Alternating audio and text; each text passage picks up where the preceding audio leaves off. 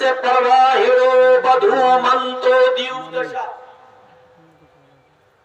اس کی پیاری سواری اونٹنی ہوگی جس پر بیٹھ کر وہ سفر کرے گا، اور جس کے پاس 12 پتنیاں ہوں گی، جس کے پاس 12 پتنیاں 12 بیویاں ہوں گی۔ لیجئے 12 بیوی والا کون ہے؟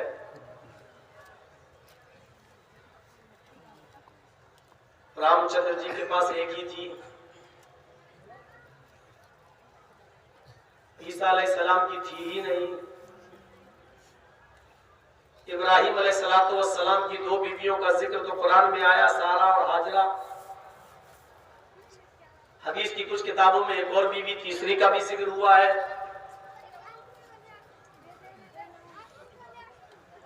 داؤد علیہ السلام کی اور سلیمان علیہ السلام کی، ان دونوں کی بیویوں میں زمین و آسمان کا فرق ہے، ایک کے پاس تھی 100 اور ایک کے پاس تھی 1000۔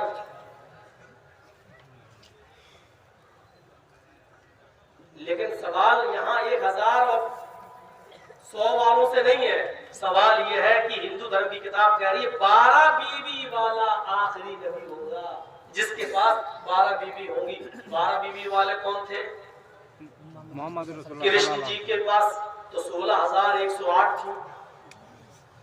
سب سے زیادہ ریکارڈ توڑ پتنیاں کس کی تھی؟ کرشن جی کی، 16,108۔ چاروں طرف گوپیاں، بیچ میں کڑھیا۔ 12 پتنیاں اگر کسی کی تھی تو وہ ہستی ہے کون؟ صرف جناب محمد رسول اللہ صلی اللہ علیہ وسلم۔ یقین نہیں آئے تو آپ پوچھ لو علماء سے، پڑھ لو حدیث کی کتاب ہے۔ یہ الگ بات ہے کسی نے 7 بیوی بتائیں، کسی نے 11 بھی بتائیں، کسی نے 12 بھی بتائیں۔ 7 جب کوئی بتاتا تو اس کا مطلب یہ ہے کہ وہ نبی کی زندگی میں زندہ تھی اور باقی نبی کی زندگی میں انتقال کرنے کی موجود تھی 7، لیکن نکاح آپ کے کتنا سے ہوئے؟ 7۔ اور 12 بیویوں کے نام تو ہم کو بھی نہیں معلوم ہوں گے، آپ لوگ یاد دلاتے جائیے گا، میں پہلے ہی کہہ دے رہا ہوں شاید ہمیں یاد نہ ہو۔ خدیجہ 1، سودا 2، عائشہ 3، حفصہ 4، ام سلمہ 5، ام حبیبہ 6۔ ایسے کھینچو۔ زینب بنت جہش 7، زینب بنت خزیمہ، ایک جہش کی بیٹی زینب اور ایک خزیمہ کی بیٹی زینب، کتنی ہو گئی؟ 6 2 8۔ حفصہ کتنی ہو گئی؟ حفصہ ہو گئی، ریپیٹ ہو گیا، کتنی ہو گئی؟ 8۔ اور چلیے ریحانہ 9، میمونہ 10۔ اب 2 اور یاد نہیں آ رہی، کسی کو یاد ہے؟ صفیہ 11۔ ایک اور ہے، نہیں ماریہ قبطیہ تو لونڈی تھی اللہ کے رسول کی، ان سے نکاح نہیں ہوا تھا۔ ام سلیم نبی کی بیوی نہیں تھی، ام سلیم آپ کو کہا دیں۔ ایک اور ہے کوئی، دیکھیے میرے ذہن سے نکل گئی، صفیہ آ گئی اور ریحانہ میمونہ یہ سب ہو گئی۔ چلیے انسان ہے کبھی، اللہ کے رسول تو نماز کی رکعت تک بھول گئے تھے، 4 رکعت والی نماز 5 پڑھا دیے تھے، کبھی 3 تو ہوتا ہے بھول۔ تو میرے بھائیوں یہ 12 بیویاں کس کی تھی؟ محمد صلی اللہ علیہ وسلم 12 تھی۔ ماریہ قبطیہ لونڈی تھی، اللہ کے رسول کا ایک بچہ تھا ان سے جس کا نام ابراہیم تھا، لیکن ان کو بیوی نہیں جوڑا جائے گا۔ عرب کے اندر لڑکیاں خریدی بھی جاتی تھی اور بیچی بھی جاتی تھی، اس زمانے میں چلتا تھا، غلام آزاد کرنا، لونڈی آزاد کرنا چلتا تھا۔ تو مقوقس کے بادشاہ نے 2 لڑکیاں تحفے میں بھیجی تھی اللہ کے نبی کو، ایک کا نام تھا سیرین اور ایک کا نام تھا ماریہ۔ سیرین کو اللہ کے رسول صلی اللہ علیہ وسلم نے حسان ابن ثابت کو دے دیا تھا، اور ماریہ قبطیہ کو اللہ کے رسول نے خود اپنی خدمت کے لیے رکھ لیا تھا۔ ان سے ایک بیٹا پیدا ہوا، جو لونڈی ہوتی تھی اسے نکاح کرنا ضروری نہیں ہوتا تھا، بلکہ اسے بیوی والی خدمت بھی جا سکتی ہے، کیونکہ وہ ہمارے زیر نگرانی میں ہے، ہمارے انڈر میں ہے۔ کسی نے خرید کر اگر ہم کو دے دیا تو یہ اس سے نکاح ضروری نہیں تھا۔ ہاں یہ ہو سکتا تھا کہ اس کو آزاد کر دے اور پھر آپ اس سے نکاح کر لیں، اس کی بیوی اپنی بیوی بنا لیں، یہ بھی صحیح ہے۔ تو وہ ماریہ ایک باندھی تھی، لونڈی تھی، جس سے ایک بیٹا پیدا ہوا ماریہ قبطیہ کا، جس کا نام تھا ابراہیم، جس کے انتقال پر اللہ کے رسول بہت روئے۔ ان دلائل تتبع والقلب يحزن ولا نقول الا ما يرضى ربنا۔ میرے بیٹے تیرے انتقال سے میری آنکھیں اشکبار ہیں، میرا دل غمگین ہے، لیکن اللہ کی مرضی پر میں کچھ نہیں کہہ سکتا اور اپنی زبان سے ایسے جملے ادا نہیں کر سکتا جس سے میرا پروردگار، جس سے میرا مولا مجھ سے ناراض ہو جائے۔ لیکن تیری جدائی سے افسوس ضرور ہے، نبیوں کو بھی افسوس ہوا، غم ہوا، نبیوں پر بھی غموں کے پہاڑ ٹوٹے۔ جب نبی اپنے غم خود دور نہیں کر سکتے تو یہ ہزاروں من مٹی میں دبے ہوئے لوگ تمہارے غموں کو دور کر دیں گے۔ اشارے میں نے کہہ دیا جو کچھ کہنا تھا، ضروری نہیں ہے کاٹنا، تھوڑا بہت زندہ رکھنا بھی چاہیے تاکہ سننے کے لیے وہ زندہ رہ سکے۔ تو میرے بھائیوں، ہمیں اور آپ کو اس بات کا احساس پیدا کرنا چاہیے۔ اوسٹرایس سے پرواہڑو بدھومنتو دیودشا، اونٹنی کی سواری کریں گے۔ اونٹنی کی سواری آج ہوتی ہے کیا؟ اونٹنی کی سواری 1400 سال پہلے ہوتی تھی۔ اس سے دو چیزیں پتہ چلی، ایک تو جس علاقے میں اونٹ زیادہ ہوں گے وہاں آئیں گے، اور دوسرا وہ ریگستانی علاقہ ہوگا۔ تو اللہ کے رسول ریگستانی علاقے میں آئے تھے اور اونٹ کی سواری بھی کیا کرتے تھے، اونٹ کی سواری۔ اور ایک میں آیا ہے گھوڑے کی سواری بھی کریں گے، گھوڑے پر بیٹھیں گے۔ گھوڑے پر تو آج بھی بیٹھتے ہیں لوگ، لیکن اب کہو کہ گھوڑا تو انڈیا میں بھی ہوتا ہے، تو انڈیا میں کیوں نہیں آئے؟ آگے والے جملے دیکھو، وہ گھوڑے پر بیٹھیں گے اور تلوار لے کر نکلیں گے اور یدھ کریں گے اور دشمنوں کو صاف کریں گے، ناستک اور تحریوں کو مٹائیں گے، دشتوں کا نسل ہار کریں گے، ان کو مٹائیں گے، ان کو قتل کریں گے۔ حالانکہ نبی اکرم کی تلوار سے کوئی مارا نہیں گیا، یہ ایک الگ بات ہے۔ تو تلواروں کے ذریعے یدھ ہوگا۔ اس سے یہ پتا چلا کہ اللہ کے رسول اس زمانے میں آئیں گے جس زمانے میں گھوڑے پر بیٹھ کر تلواروں کے ذریعے یدھ لڑا جاتا ہوگا۔ یہ آپ کی کتاب کہہ رہی ہے یدھ تلواروں سے ہوگا، تب اللہ کے نبی آئیں گے۔ آج تلواروں سے یدھ ہوتا ہے؟ آج تلواروں سے یدھ نہیں ہوتا، آج تو یہاں بیٹھے بیٹھے بٹن دباؤ اور آپ کا دلی میں وسفوٹ ہو جاتا ہے، یہاں بیٹھے بیٹھے بم دباؤ بٹن دباؤ اور بمبئی کے اندر وسفوٹ ہو جاتا ہے۔ ریموٹ کنٹرول والے زمانے میں آپ آخری نبی کی پرتیکشا کریں گے؟ آپ نہیں، ہمارے ہندو بھائی آخری نبی کی پرتیکشا کر رہے ہیں، جبکہ ان کو یہ معلوم نہیں کہ ان کی کتاب یہ کہہ رہی ہے کہ وہ گھوڑے والے زمانے میں اور تلواروں سے یدھ لڑا جائے گا، اس زمانے میں وہ آئیں گے۔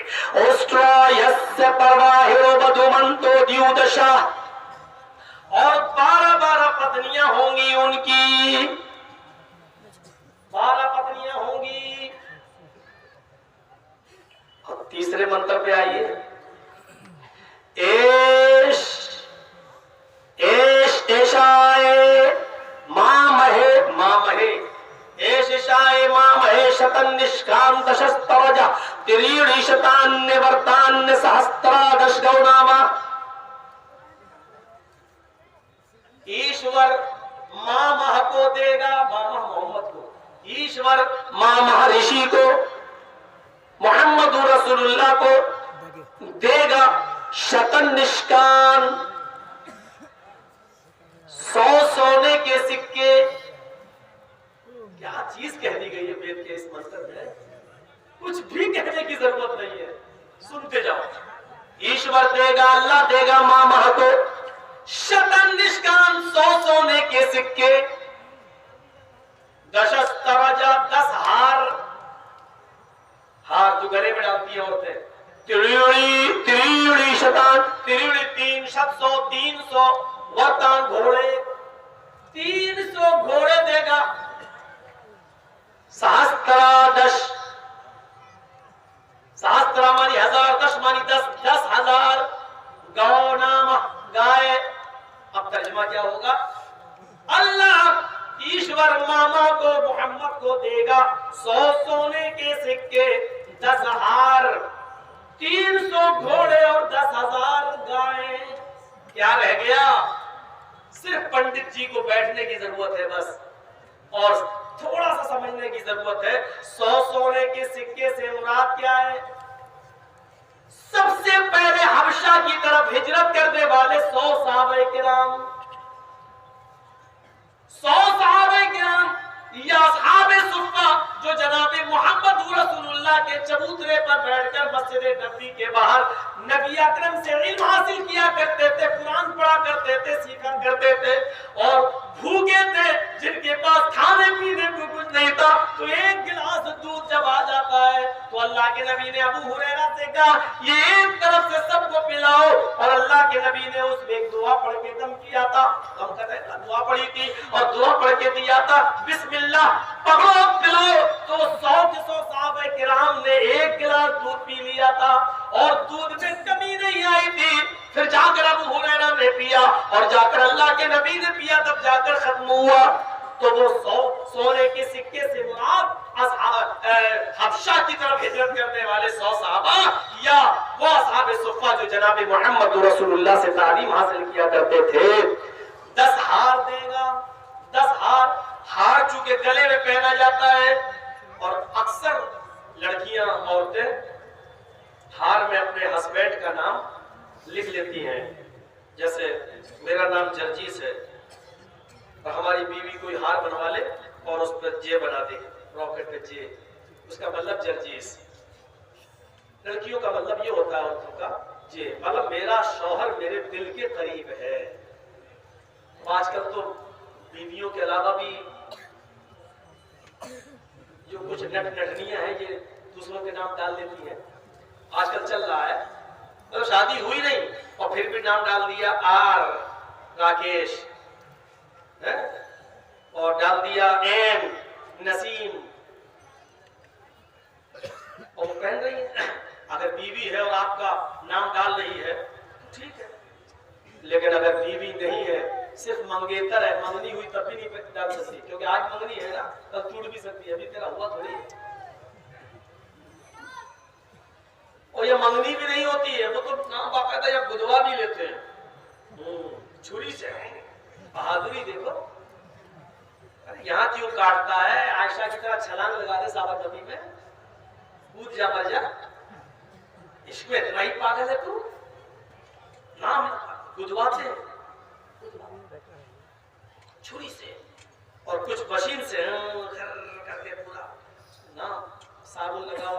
सुन लो, जो अपने जिस्म पर गुदवाते हैं और गुदवाने के बाद जो आपने लिखवा दिया हाथ पैर, अगर वो ऐसी जगह पर है जहाँ आज़ाए वुज़ू में शामिल है तो आपका वुज़ू नहीं। अगर आप नापाक हो गए और जिस्म के किसी हिस्से पर बना हुआ है और गुस्ल कर रहे हैं तो आपका गुस्ल नहीं। और जिसने अपने जिस्म पर कुछ गुदवाया है और फिर उसका ऑपरेशन कराए बगैर, उसको मिटाए बगैर अगर मर गया तो ऐसे आदमी की नमाज जनाजा जायज नहीं है। ऐसे आदमी को मुसलमानों के कब्रिस्तान में दफन करना जायज नहीं है। ऐसे आदमी की जनाजे की नमाज पढ़ना जायज। ना बाबा, ना ना ना ना, इतना गुस्सा क्यों हो रहे हो? नहीं दो बेटा, इस उम्र में इतना गुस्सा? बुढ़ियाएं तो परेशान रहती होंगी। तो सुनिए मेरे भाइयों,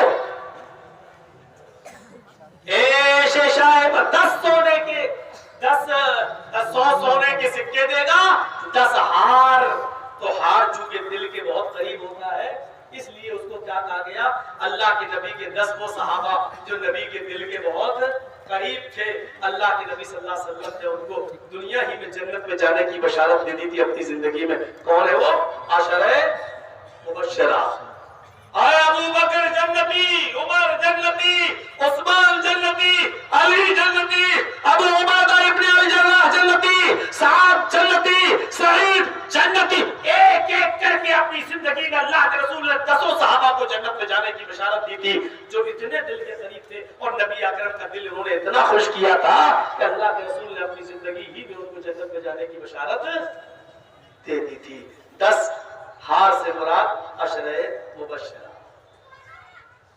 تریوڑی شتان ورتان 300 گھوڑے، یہ پریائے واچی شبد ہے جو بہادری کے لیے استعمال کیا جاتا ہے. 300 گھوڑوں سے مراد گھڑ سوار یعنی جنگ بدر پہ لڑنے والے 313 صحابہ کرام. 10,000 گائیں. گائے تمہارے یہاں نہیں آیا ہے، گائے کا ذکر ہمارے ادھر بھی آیا ہے. فرق اتنا ہے کہ ہم گائے کے نام پر راجنیتی نہیں کرتے ہیں اور تم گائے کے نام پر راجنیتی کرتے ہو. فرق اتنا ہے. 10,000 گائے دے گا. لیجئے اللہ اور آپ کی کتاب میں لکھا ہے کہ 10,000 گائے. یہاں گائے چونکہ بہت سیدھا جانور ہوتا ہے، بہت سیدھا.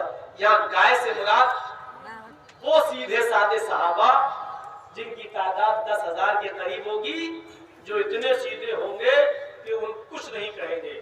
اللہ کے رسول صلی اللہ علیہ وسلم کے وہ 10,000 صحابہ جو مکے کو فتح کرنے کے بعد نبی اکرم صلی اللہ علیہ وسلم کے ساتھ مکے میں داخل ہوئے، ان کی تعداد کتنی تھی؟ 10,000.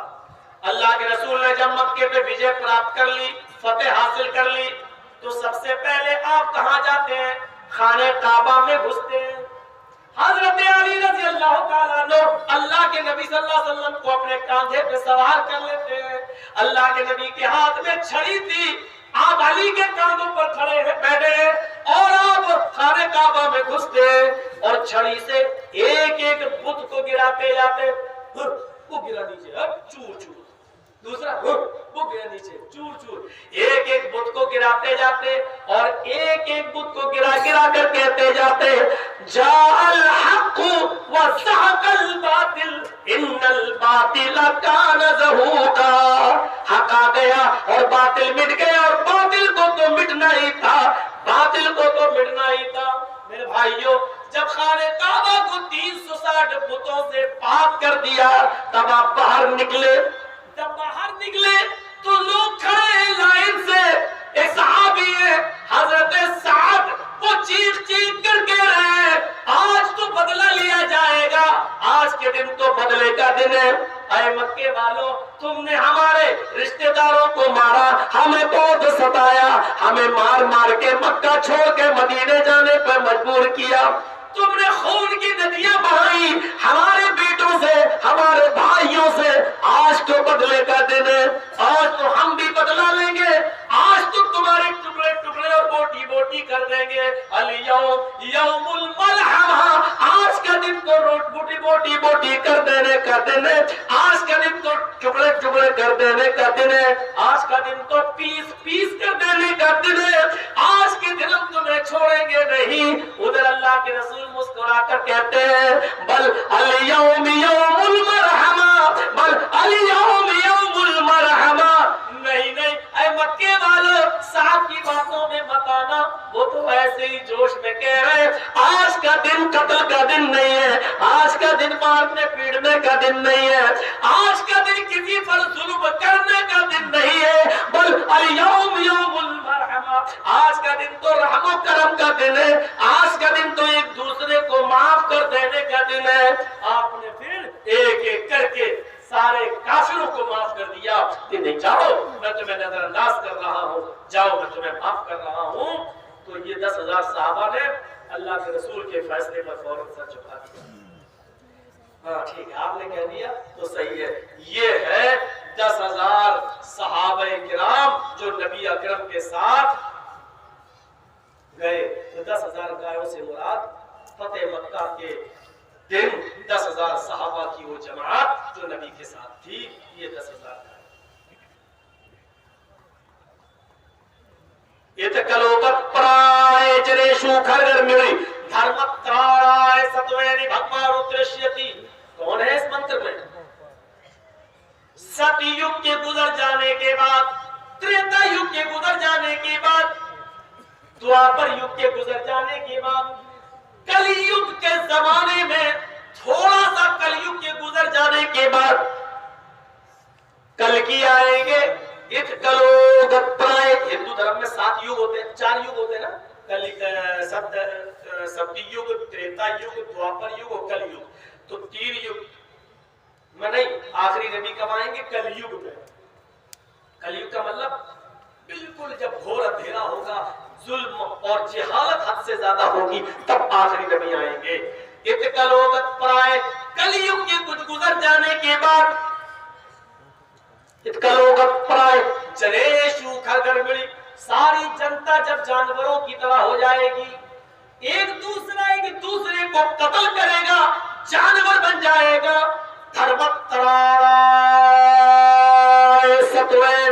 تب دھرم کی رکشا کرنے کے لیے، ستوین اور سچائی کو استھاپت کرنے کے لیے بھگوان اوترشیتی، بھگوان کلکی کا اوترن ہوگا، آخری نبی اتریں گے۔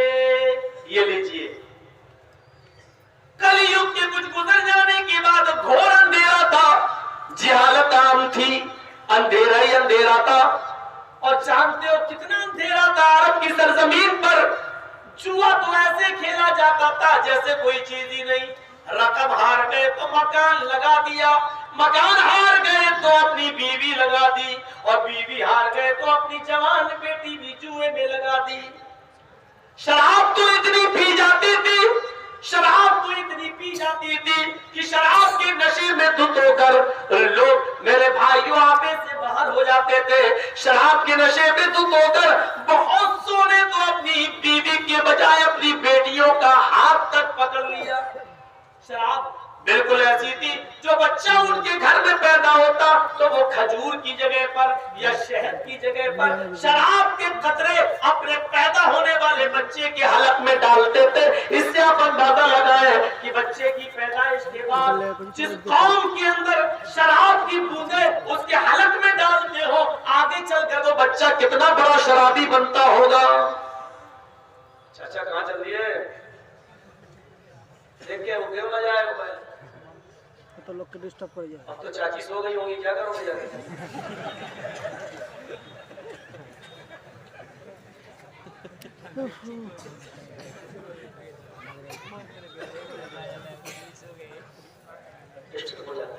تو اتنی شراب، بچے کے حلق میں شراب کے قطرے ڈال دیں۔ پڑھیے ذات المعاد اللہ میں کر رہی ہے۔ عورتیں خانہ کعبہ کا ننگی ہو کر طواف کرتی تھی۔ صاحب کی ان کے جسم پر ایک کپڑے کا تار بھی نہیں ہوتا تھا، عورتیں خانہ کعبہ کا بالکل ننگی ہو کر برہنہ ہو کر طواف کرتی تھی۔ جب اللہ کے رسول کو نبی بنا کر بھیجا گیا تو آپ نے خانہ کعبہ کی حرمت کو باقی رکھا، اور قرآن میں یہ آیت نازل ہوتی ہے، یا بنی آدم خذوا زینتکم عند کل مسجد، اے آدم کے بیٹو جب بھی مسجد میں جایا کرو، اللہ کے گھر میں جایا کرو تو مکمل لباس پہن لیا کرو، مکمل ڈریس پہن لیا کرو، مکمل زینت اختیار کر لیا کرو۔ خانہ کعبہ کا عورتیں جب ننگی طواف کرتی تھی اور اللہ کے رسول کو جب نبی بنا کر بھیجا گیا تو اللہ تعالیٰ نے یہ آیت نازل کر کے خانہ کعبہ کے اندر ننگا طواف کرنے سے عورتوں کو منع کر دیا۔ پھر عورتوں کے لیے وہ نیم اور وہ قانون بنا دیے کہ میری بہنوں، میری ماں ہو، میری قوم کی بیٹی ہو، اسلام نے اتنے قانون بنا دیے کہ تم سر کے بال کھول کر بھی باہر نہیں نکل سکتی ہو، تم اپنا چہرہ کھول کر بھی باہر نہیں نکل سکتی ہو۔ اگرچہ چہرہ اور ہاتھ کی ہتھیلی کے معاملے میں علماء کا اختلاف ہے، لیکن راجح قول کے مطابق اگر عورت چہرے کا پردہ نہ کرے اور چہرہ کھولے رہے اور یہ کہے کہ چہرے کے علاوہ تو ہم پورے جسم کا پردہ کرتے ہیں، تو معاف کیجئے گا، چہرے کے علاوہ تو دنیا کی ہر قوم پھر پردہ کرتی ہے، چہرے کے علاوہ تو دنیا کے ہر مذہب کے اندر صرف عورتیں پورا جسم کا پردہ کرتی ہے، چہرہ چھوڑ کر۔ پھر اسلام نے کون سی جدت پیدا کر دی، اسلام نے کون سی شدت پیدا کر دی؟ پھر اسلام نے عورتوں کو کہہ دیا کہ تم اپنے سر کے بالوں کو کاٹ نہیں سکتی ہو، اس لیے کہ اللہ نے مرد کو داڑھی سے زینت بخشی ہے، خوبصورتی دی ہے، تو عورتوں کو لمبے لمبے اور بڑے بالوں سے زینت بخشی ہے۔ عورت اپنے سر کے بال نہیں کاٹ سکتی ہے۔ صرف حج کے موقع پر جب وہ حج کرنے جائے گی تو وہ خانہ کعبہ کا طواف کر کے اور صفا مروہ کی سعی کرنے کرنے کے بعد پھر وہ عورت جب حلال ہونا چاہے گی، احرام سے ہٹنا چاہے گی، تو پھر وہ اپنے سر کے سارے بالوں کو آگے کر لے گی، اور آگے کرنے کے بعد اپنے سر کے بالوں کو نیچے سے ایک انگلی لپیٹے گی، صرف ایک انگل کے برابر اتنے بالوں کو کاٹ دیا جائے گا، جبکہ مرد کو پورے کے پورے بال صاف کرنا پڑیں گے یا کینچی سے قصر یعنی ہلکے کرانا پڑیں گے چاروں طرف سے، لیکن عورت کے لیے صرف انگلی کے ٹھوڑ کے برابر بال کاٹنے کا حکم ہے، بس اس سے زیادہ نہیں، کیونکہ اللہ تعالیٰ نے عورتوں کو، لڑکیوں کو بڑے بڑے بالوں ہی سے خوبصورتی عطا فرمائی ہے۔ میری بہنوں، تم اپنے سروں کے بال کٹا کر پرکھچے اڑا کر پرکیش بنا دیتی ہو، تمہیں شرم آنی چاہیے۔ جس بالوں کو حج کے میدان میں بھی ایک انگلی سے زیادہ کاٹنے کی اجازت شریعت نہیں دیتی ہے، تم ان بالوں کو یا کتنا کٹا دیتی ہو اور کیسی کیسی اسٹائل میں اپنے بال رکھتی ہو۔ سن لو میری ماں اور بہنوں، تم نہ سر کے بال کٹا سکتی ہو، نہ سر میں کوئی نقلی بال لگا سکتی ہو، وگ وغیرہ اور کا استعمال کرنا حرام ہے، حرام ہے۔ وگ لگا کر اگر کوئی عورت نماز پڑھے گی تو اس کی نماز قبول نہیں ہوگی، وگ لگا کر سر کا مسح کرے گی تو اس کا وضو نہیں مانا جائے گا۔ میری بہنوں غور کرو، نقلی بال جوڑنے سے بھی اسلام نے منع کیا ہے۔ صرف عورت اپنے سر کے بالوں کی چوٹی بنا سکتی ہے، صرف چوٹی بنا سکتی ہے، لیکن سر کے بالوں میں کوئی نقلی بال نہیں جوڑ سکتی، وگ نہیں لگا سکتی۔ میرے بھائیو، اللہ کے نبی صلی اللہ علیہ وسلم کی بات بیویوں نے نبی اکرم کے انتقال کے بعد اپنے سر کے بال کٹائے، اس سے بھی ہماری بہت سی عورتیں دلیل دیتی ہیں کہ اللہ کے نبی کی بیویوں نے سر کے بال کٹائے۔ بے شک صحیح بات ہے، ہم اس کا انکار نہیں کر رہے ہیں، لیکن نبی کی بیویوں نے سر کے بال اس وقت کٹائے جب اللہ کے نبی صلی اللہ علیہ وسلم اس دنیا سے رخصت ہو گئے، آپ کا انتقال ہو گیا۔ ان بیویوں نے کہا کہ اب جب اللہ کے نبی ہی نہیں رہے تو ہم زینت کس کے لیے اختیار کریں؟ جب ہمارے شوہر ہی نہیں رہے تب خوبصورتی ہم کس کے لیے اختیار کریں؟ اس لیے انہوں نے زیب و زینت سے پرہیز کرنے کے لیے اپنے سر کے کچھ بالوں کو کٹا لیا تھا، کیونکہ شوہر نہیں رہے، اب ہے ہی نہیں تو اب زینت کس کے لیے، خوبصورت ہم کس کے لیے بنے جب نبی نہیں رہے؟ میرے بھائیوں، وہ معاملہ دوسرا تھا یا معاملہ دوسرا ہے۔ اور پھر نبی کی بیویاں کسی اور کے ساتھ نکاح بھی نہیں کر سکتی ہے۔ نبی کے انتقال کے بعد ان بیویوں کے لیے جائز نہیں تھا کہ وہ دوسرے سے شادی کریں، اس لیے جب وہ دوسروں سے شادی نہیں کر سکتی تھی اور نبی بھی نہیں ہے تو خوبصورتی کس کے لیے ہے ہی کس کے لیے اپنائے؟ اس لیے انہوں نے سر کے بال کٹائے۔ میری بہنوں، تمہارے لیے جائز نہیں ہے کہ اپنے سر کے بالوں کو کٹاؤ۔ پھر اسلام نے زینت میں اس چیز کو بھی شامل کیا ہے۔ اب اگر قرآن کی آیت پر غور کریں تو مکمل لباس کے ساتھ ساتھ مکمل زینت میں سر کے بال بھی شامل ہے۔ یا بنی آدم خذوا زینتکم عند کل مسجد، اے آدم کے بیٹو، اے بنی آدم، جب تم اللہ کے گھر کی طرف جاؤ، مسجدوں کی طرف جاؤ تو مکمل لباس پہن لیا کرو، زینت اختیار کر لیا کرو۔ اتنی جہالت تھی عرب کی سرزمین پر، اتنی جہالت تھی کہ باپ کے مرنے کے بعد میں نے دیکھا کہ میری ماں بڑی خوبصورت ہے، میرا باپ مر گیا ہے، اب میری ماں کے ساتھ کوئی دوسرا شادی نہ کر لے تو کیوں نہ میں ہی اپنی ماں کو اپنی بیوی بنا لوں۔ وہ لڑکا اپنی ماں کو باہر نکالتا، اپنے گھر سے ایک چادر اٹھاتا اور اعلان کر کے اپنی ماں کا ہاتھ پکڑ کر کہتا، لوگوں یہ میری ماں تھی لیکن اب میں نے اپنی چادر اپنی ماں کے اوپر ڈال دی، آج کے بعد یہ میری ماں نہیں ہے، آج کے بعد یہ میری بیوی ہو گئی ہے۔ اپنی ماں ہی کو وہ اپنی بیوی بنا لیا کرتا تھا۔ جہالت اس حد تک آگے بڑھ چکی تھی، اتکلوگت پائے جریشو خگر مڑی، جب ساری جنتا جانوروں کی طرح جہالت پر اتر جائے گی، دھرمت تراڑائے، تب دھرم کی رکشا کرنے کے لیے ستوائنے بھگوان اترشیتی، بھگوان کل کی کا اتر ہوگا، تب اللہ تعالیٰ آخری نبی کو اس زمانے میں بھیجے گا۔ اس زمانے میں آئے جناب محمد رسول اللہ صلی اللہ علیہ وسلم، جب ساری جنتا جانوروں کی طرح ہو چکی تھی۔ اس سے زیادہ جانوریت ہوگی ماں ہی کو اپنی بیوی بنا لو، اس سے بڑی جہالت کہاں ہوگی؟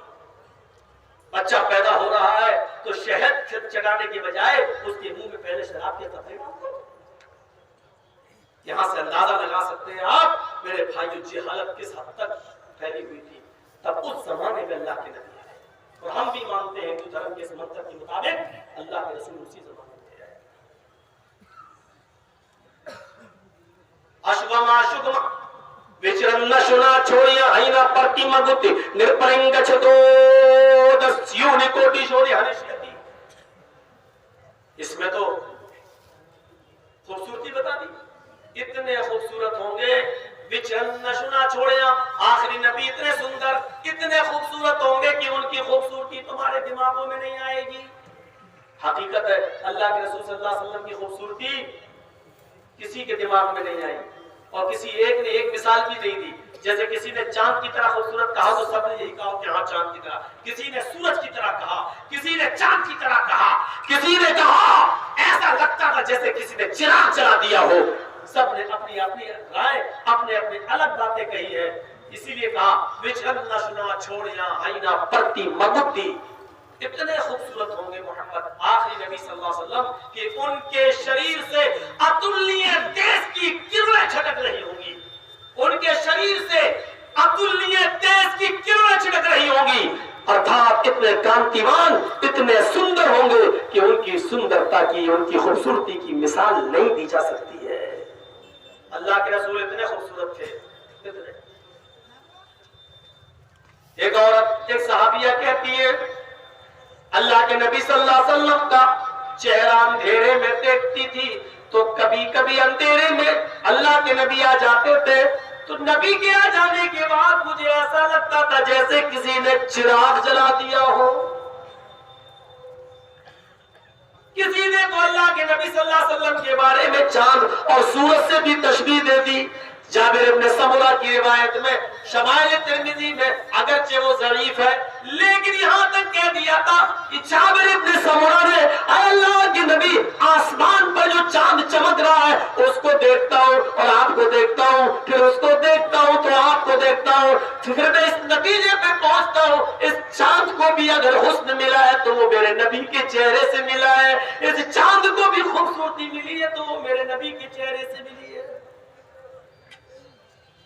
इतने खूबसूरत थे, इतने खूबसूरत थे, इतने खूबसूरत थे कि हजरत हसन इब्न साबित ने नबी को देखा तो चीख उठे, वो अहसन मिनका लम तरा कत्तु आइनी व अजमल मिनका लम तलिद निसाउ।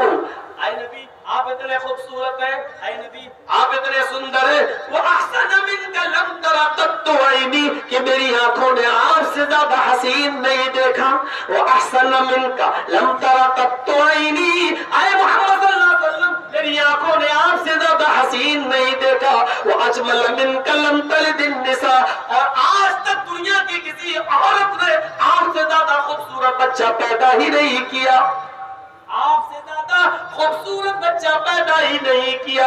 हजरत आयशा चरखा चला रही है और अल्लाह के नबी अपने पैर का जूता सही कर रहे हैं, ऐसे सी रहे हैं। एक जूता कहीं से फट गया था तो सी रहे हैं। कैसा नबी, अपने जूते भी सिल ले रहे हैं, इतनी सिंपलिटी, इतनी सादगी, अपना जूता सिल रहे हैं। अचानक आयशा सिद्दीका ने देखा अल्लाह के रसूल की पेशानी से, माथे से पसीना टपक रहा है, पसीने की एक बूंद जमीन पर टपकी। उन्होंने चरखा चलाना बंद कर दिया और देखने लगी हजरत आयशा अल्लाह के रसूल को। अल्लाह के रसूल ने देखा चरखे की आवाज बंद हो गई तो जूता सीधे सीधे ऐसे देखा, आयशा मुझे देख रही है। कहा क्या हुआ आयशा, ऐसे क्या देख रही हो? हजरत आयशा ने जवाब दिया, अय अल्लाह के रसूल, अल्लाह ने खूबसूरत तो आपको पहले ही वैसे ही बनाया था, अल्लाह ने खूबसूरत तो आपको पहले ही से बनाया, लेकिन अभी मैंने देखा आप जूता सिल रहे हैं, आपकी पेशानी पर पसीना आया है, पसीने की एक बूंद, पसीने की एक बूंद, एक कतरा अभी आपके माथे से टपकता हुआ जमीन पर गिर गया। अल्लाह के रसूल ऐसे लगा जैसे कोई हीरा, कोई मोती टूट कर जमीन पर गिरा हो। इतना खूबसूरत मंजर मैंने इससे पहले कभी नहीं देखा। अल्लाह के नबी सल्लल्लाहु अलैहि वसल्लम उठते हैं और हजरत आयशा की पेशानी का बोसा लेते हैं।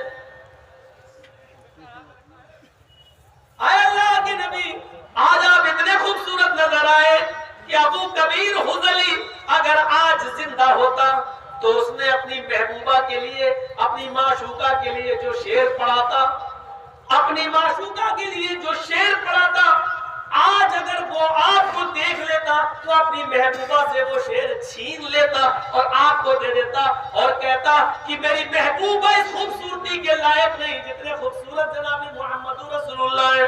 اللہ کے نبی نے کہا عائشہ، ابو کبیر حضلی نے ایسا کون سا شعر پڑھا تھا اپنی محبوبہ کے لیے؟ ابو کبیر حضلی نے ایسا کون سا شعر پڑھا تھا اپنی بیوی کے لیے یا اپنی معشوقہ کے لیے؟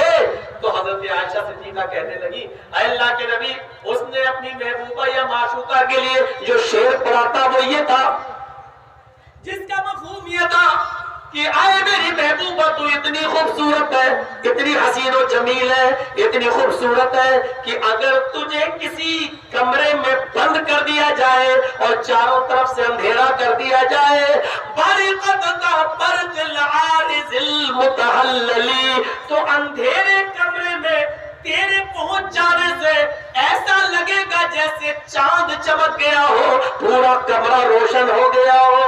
اے اللہ کے نبی، اس نے اپنی معشوقہ کو اندھیرے کمرے میں جانے کے بعد روشن کمرے سے تعبیر کر دیا تھا کہ کمرہ چمک جائے گا۔ اگر آج وہ زندہ ہوتا اور آپ کو دیکھتا تو کہتا اتنی خوبصورت تو صرف جناب محمد رسول اللہ ہی ہے، ہماری معشوقہ میں یہ صفت نہیں پائی جاتی ہے۔ اے اللہ کے رسول، وہ شعر آپ سے چھین، اپنی بیوی سے یا معشوقہ سے چھین کر آپ کو دے دیتا۔ اللہ کے نبی نے فرمایا، اللہ عائشہ تو میں، اللہ عائشہ کو تو خوش رکھ جس طرح اس نے مجھے خوش کیا ہے۔ میرے بھائیوں، اس طریقے سے تعریفیں ہوتی تھی، شوہر بیوی کی کر رہا ہے اور بیوی شوہر کی کر رہی ہے۔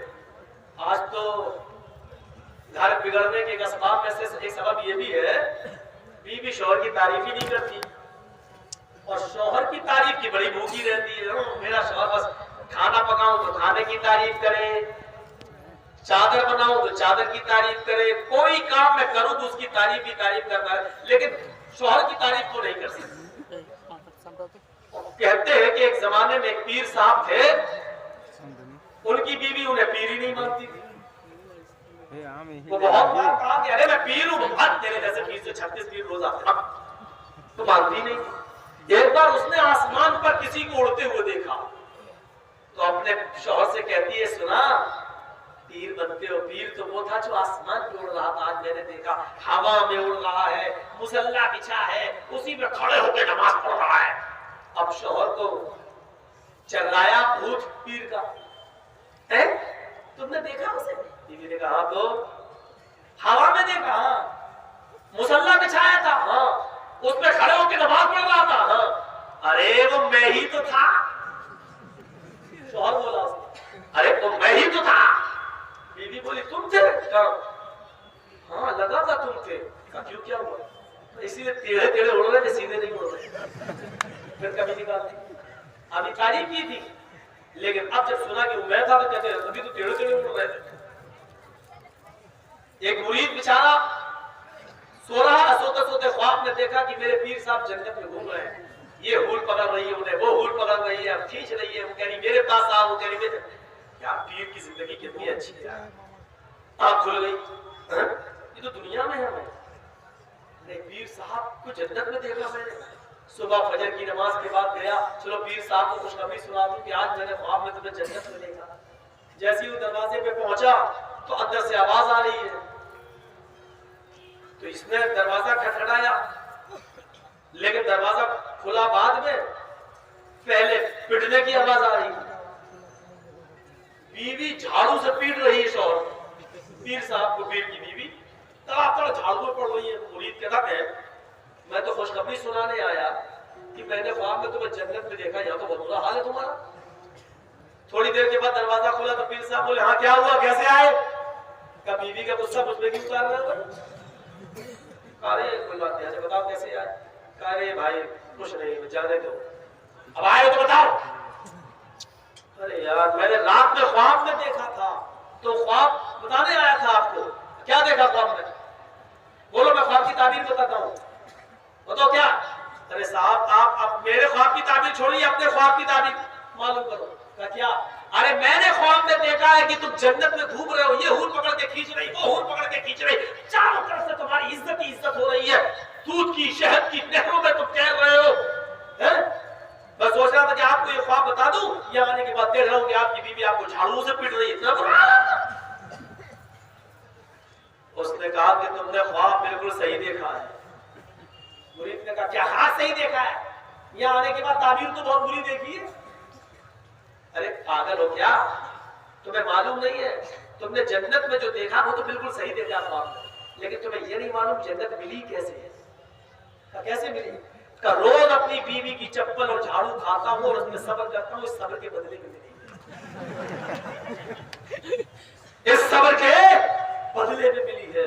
تو جب یہ ماحول ہوگا تو اس گھر میں رونق کیسے آئے گی؟ اللہ کے رسول عائشہ کی تعریف کر رہے ہیں تو عائشہ بھی اللہ کے رسول کی تعریف کر رہی ہیں. اور کبھی کبھی غصہ کرتی بھی ہوتی ہے، میاں بیوی ہے، لیکن زیادہ دیر نہیں. ایک بار اللہ کے رسول کے پاس کچھ کھجور آئے تو حضرت عائشہ ناراض تھی اللہ کے نبی سے. تو اللہ کے رسول ان کے پاس گئے، کہا عائشہ لو کھجور کھاؤ. تو وہ غصے میں تھی، نہیں مجھے بھوک نہیں ہے، اور چہرہ ایسے کر. تو اللہ کے رسول میں پڑھتے. ہمارے ہاں کیا ہوتا اگر ہم لوگوں کی بیوی ہوتی ہے کہیں سے کوئی چیز آیا غصے میں تو لے کھا لو، اور منع کرتے نہیں ہم نہیں کھائیں گے تو ہم کیا کریں گے، اور منہ ایسے کر لے تو ہم اس کی طرف نہیں آئیں گے، بلکہ اس کا منہ پکڑ کے کہیں گے کھا رہی نہیں کھا رہی نخرے اور دکھا رہی ایک تو کھلا رہا ہوں کیا کھا لے. ہمارا حال یہ ہے. ادھر کیا تھا اللہ کے نبی نے کچھ نہیں کہا، اٹھے اور اس طرف چلے گئے. مزاج دیکھیے، نبی ہے لیکن تکبر نہیں. بیوی بھی انسان ہے، اس کو بھی خوش کرنا ہماری ذمہ داری. آپ اس طرف گئے. عائشہ میں نے کہا نا غصہ تھوکو، چلو کھاؤ. آپ کیوں میرے پیچھے پڑے ہیں؟ میں نے کہا نا کہ مجھے بھوک نہیں لگ رہی ہے، نہیں کھاؤں گی. چہرہ موڑ گیا. اب 2 دفعے ہو گیا. حضرت عائشہ بھی جانتی ہے 3 دفعے سے زیادہ نہیں کہلوانا چاہیے.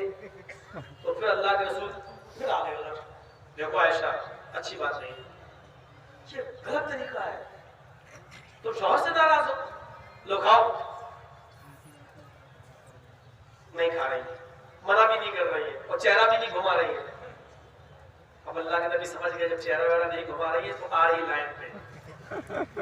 آپ نے کہا لو نا. پھر آپ نے کھجور اٹھائی اور ان کے منہ میں رکھا. دیکھیے وہ یہی چاہ رہی تھی میں تو تھوڑا کھلاؤ. آپ نے اٹھایا اور کھانے ان کے منہ تک لے گئے. کہا عائشہ کلی بسم اللہ، چلو غصہ چھوڑو، اللہ کا نام لے کے کھاؤ. بس اللہ کا نام لے کے کھاؤ. جو کہا پکڑ لیا اس بات کو عائشہ نے. کھجور تو کھا لی، یعنی اللہ کا نام لے کے کھاؤ. ایسا لگتا ہے جیسے پہلے میں اپنے باپ کا نام لے کے کھاتی تھی، اللہ ہی کا نام لے کے کھاتی تھی. کچھ نہ کچھ کہنا یہ عورت کی فطرت ہے. ہمیں آپ کو سننا چاہیے اور برا نہیں ماننا چاہیے.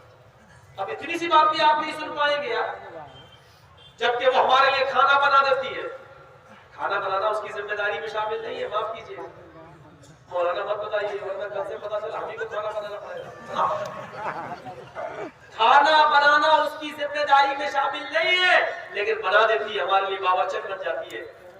اس کا دل دیکھیے. بچے کا پیشاب اور پائخانہ صاف کرنا عورت کی ذمہ داری نہیں ہے، آپ کا بچہ ہے، آپ کرو صاف. لیکن ہمارے لیے وہ بیچاری یہ بھی بن جاتی ہے ہمارے بچے کے باورچن. وہ چاہے تو پکڑ لو کھانا آپ سے مانگ سکتی ہے، کیونکہ نان نفقہ آپ کی ذمہ داری ہے. جب نکاح ہوتا تو کیا کہتے ہیں اتنے روپے مہر علاوہ نان نفقہ. نان اور نفقہ نہیں، روٹی اور کپڑا ہی آپ کی ذمہ داری ہے اس کو دینے کی. لیکن وہ ہمارے لیے کھانا بنا دیتی ہے، ہمارے بچوں کو نہلا دیتی ہے، دھلا دیتی ہے، ناک صاف کرا دیتی ہے، لیٹرین صاف کرا دیتی ہے. یہ ہمارے لیے بیچاری تھوڑی دیر کے لیے بھمگن بھی بن جاتی ہے. ہاں دودھ بھی پلا دیتی ہے ہمارے بچے کو، جبکہ دودھ پلانے کی اجرت اور پیسہ لینا چاہے تو آپ کو دینا پڑے گا، کیونکہ بچہ آپ کا ہے. کیوں دودھ پلائے گی وہ؟ لیکن پلاتی ہے، لیکن فری میں پلا رہی ہے. اگر وہ کہتے کہ نہیں مجھے آپ اتنا روپے دودھ پلانے کا دیجیے تو آپ کو دینا پڑے گا دودھ پلانے کی اجرت. اتنا کام وہ ہمارے لیے کر رہی ہے.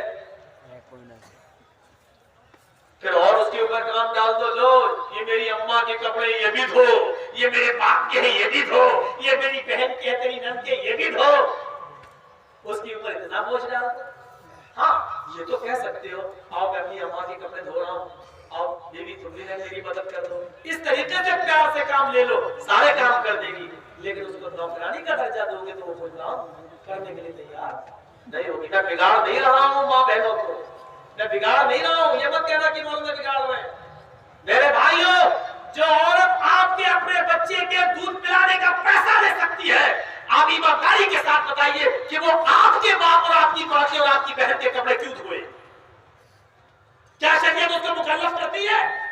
लेकिन प्यार से आप चाहे तो काम ले सकते हैं। आप ये कहें नहीं नहीं, कभी तुम्हारी माँ के कपड़े धोने की जरूरत पड़ जाए तो हम भी धो देंगे। तुम्हारी माँ हमारी माँ है, हमारी माँ तुम्हारी माँ। प्यार से आप उससे जो काम लेना चाहो ले लो, लेकिन चाहो कि उसके सर पे चढ़ के उसको नौकर बना के रखें तो आप नहीं रख पाएंगे। और आजकल की मौजूदा दौर की लड़कियों को तो बिल्कुल नहीं। स्टार प्लस देखने के बाद आप उनसे उम्मीद रखें? सास भी कभी बहू, सही बोल रहे ना, सास भी कभी बहू थी, ये नाटक देखने के बाद आप ये उम्मीद रखें कि वो मेरे माँ बाप के कपड़े धो देंगे? अली अलिफ क्या है वो, अली बाबा 40 चोर, ये नाटक देखेंगी? हाँ? और आजकल चुन चुन के नाटक देखती है, ऐसा नाटक देखती है कि आदमी को गुलाम कैसे बनाया जाए, और घर में वही तजर्बा करके देखती है, वही तजर्बा करके। एक औरत बरेली के अंदर मेरे पास भी आ गई थी, वो समझ रही थी ये मौलाना भी ताबीज गंढे वाले हैं। वो आके कहने लगी मौलाना साहब, लगा जी बोलिए, कि ये ताबीज दे दो। हमने क्या परेशानी, क्या प्रॉब्लम? कि मेरा शौहर मेरा कहना नहीं मानता। हमने कहा अच्छा, तो हमने कहा कि तुम क्या चाहती हो, तुम्हारे पीछे पीछे घूमे, तुम्हारा गुलाम बन जाए? तो क्या कहती है, आपने तो मेरे दिल की बात ही छीन ली। लड्डू का मौलाना साहब, आपने तो मेरे दिल की बात ही छीन ली। मैंने कहा इसको मैं भी पकाऊं। मैंने कहा अच्छा तुम्हारे शौहर का नाम क्या था? तुम्हारे शौहर का क्या नाम है? कैसा मौलाना है? हमने क्यों, क्या हुआ? अरे नाम, अरे मैं नाम कैसे ले सकती शौहर का? मैंने कहा क्यों, क्या हुआ? नारायण बाबा नाम लूंगी तो मेरा निकाह टूट जाएगा। हमारे मौलाना तो कहते हैं, हमारी मस्जिद के इमाम साहब, बीवी अगर अपने हस्बैंड का नाम ले ले तो निकाह टूट जाता है। हमने कहा अच्छा एक बात बताओ, तुम तो चाह रहे हो कि छुटकारा मिल जाए। अरे छुटकारा नहीं मिले, ये नहीं चाह रही, मेरा बस मेरी बात मानने लगे, मेरे कहने पे चले। हमने कहा देखो तुम्हें नाम बताना पड़ेगा अपने शौहर, जब तक नाम नहीं बताओगी तब तक ताबीज नहीं मिलेगा तुम्हें। क्यों? हमने कहा ताबीज में नाम लिखा जाएगा, जब नाम लिखा जाएगा तभी तो वो तेरा गुलाम बनेगा। अच्छा ये बात है कि हाँ। गई थोड़ी देर के बाद अपनी बच्ची को लेके आई, छोटी सी लड़की को। उसको बोलते हैं बरेली में, लड़के को बोलते हैं लला और लड़की को बोलते हैं ललो। तो लेके आई, ललो जरा क्या तेरे बाप का क्या नाम है? हमने उससे क्यों पूछ रहे, तुम बताओ। अरे आपको नाम ही से मतलब है ना? हाँ बता पहले, ललो तेरे बाप का क्या नाम है? उसने कहा रहमतुल्लाह, और यही नाम है। हमने कहा ये तो रहमतुल्लाह बता रही है कि हाँ। हमने कहा तुम नहीं लेती हो? क्या नहीं लेती? हमने कहा ये नाम तो तुम्हें लेना ही पड़ता है। कहती नहीं लेती हूँ। हमने कहा इसका मतलब तुम नमाज नहीं पढ़ती हो? नमाज तो पांचों टाइम नहीं पढ़ती हो। हमने कहा उसमें तो नाम आता है। कहता नहीं, कहती नहीं आता। हमने कहा सलाम फेरती हो कि नहीं फेरती हो? जब सलाम फेरती हो सलाम वालेकुम व रहमतुल्लाह, तो आ रहा ना रहमतुल्लाह। तो कहती है कि जब सलाम फेरती हो नाम नहीं लेती, ऐसे ही बोले सलाम रहमतुल्लाह, वो नाम जो आता वो नहीं लेती हूँ। हमने कहा उसकी जगह कुछ कहती हो? कहाँ? मैं यही कह रही थी अस्सलाम वालेकुम ललो के अब्बा। मैं सलाम फेरती हूँ, जगह कह रही थी अस्सलाम वालेकुम ललो के अब्बा। मैं नाम नहीं लेती हूँ। और उसने इतने एहतियात से बोला कि उस वक्त तक नाम ही नहीं लिया, नाम ही नहीं लिया। मैंने कहा ये नाम नहीं लेती हूँ। आपने कहा ये तो आ रहा है उसमें, जब सलाम फेर के देखो कहते अस्सलाम वालेकुम। हमने कहा उसके बाद नहीं ललो के अब्बा। हमसे भी कहती रही, उसके मुंह से निकला ही नहीं रहमतुल्लाह, और मैं निकलवाने की चक्कर में था, लेकिन मैं ही हार गया, वो जीत गई। ये हाल है। तो बताओ, ये सूरतें हो गई कि वो अपना गुलाम बनाना चाहती हैं। मेरी बहनों, मेरी माँ, मेरी कौम की बेटियों, शौहर को गुलाम बनाने के बाद तुम कभी कामयाब नहीं रह सकती हो। कितनी बदनसीब है वो औरत جو اپنے شوہر کو اپنا غلام بناتی ہے اور پھر غلام کی بیوی بن کر رہتی ہے، یہ عورت کے لیے کتنی بڑی انسلٹ کی بات ہے۔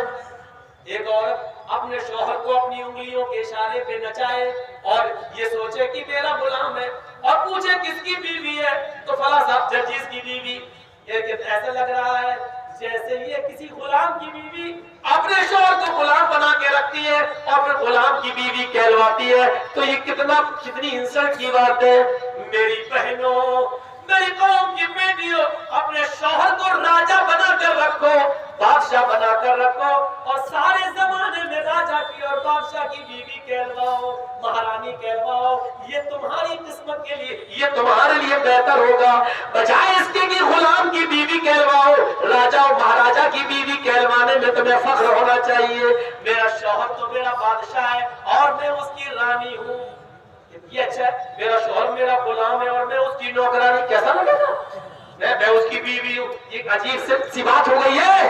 تو میرے بھائیوں، یہ باتیں میں نے آپ کے سامنے رکھی ہیں اس احساس کے ساتھ کہ دیکھیے جناب محمد رسول اللہ صلی اللہ علیہ وسلم کا ثبوت دنیا کی ہر مذہبی کتابوں میں ہے، سارے نبیوں نے بتایا ہے۔ تلسی داس جی نے تو سنگرام پرانا میں یہاں تک لکھ دیا، یہاں پکچی بات کچھ نہ راکھو، وید پورا سرسد بھاکو، دیش عرب بھرگ لتا سہائے، سودیل بھرم کر سنو گھبرائے، راجنیتی بھگت پریتی دکھاوے، آپن من سب کا سمجھاوے، تب تک مت دی کویا، بنا محمد پار نہ ہویا، بنا محمد پار نہ ہویا، تب تک مت دی کویا، مت مانی میٹھی کویا مانی آواز، جب تک اس دنیا میں میٹھی آواز یعنی قرآن باقی رہے گا، تلسی داس جی کہتے ہیں بنا محمد پار نہ ہویا، اس وقت تک کوئی بھی بغیر محمد رسول اللہ کے راستے پر چلے ہوئے جنت نہیں پا سکتا ہے، راستے میں نجات نہیں پا سکتا ہے۔ یہ منتر کا ایک لائن آج ہم نے لگائی ہے آپ کے سامنے، ہم نے یہ ثابت کرنے کی کوشش کی ہے کہ اسلام سب کا ہے، محمد رسول اللہ بھی سب کے نبی ہے۔ اب ہمارے تمام بھائیوں کو اسی اسلام کی طرف اور اسی نبی آخری پیغمبر جناب محمد رسول اللہ کی طرف آ جانا چاہیے۔ 11 بجے سے ہم نے بولنا شروع کیا، 11:10 سے، اور 12:16 ہو گیا ہے۔ میں نے 2 گھنٹہ 10 منٹ آپ کے سامنے اسپیچ دی ہے، اس امید کے ساتھ آپ سے رخصت ہو رہا ہوں کہ اللہ تعالیٰ ہمارے دلوں میں ایک اسلام کی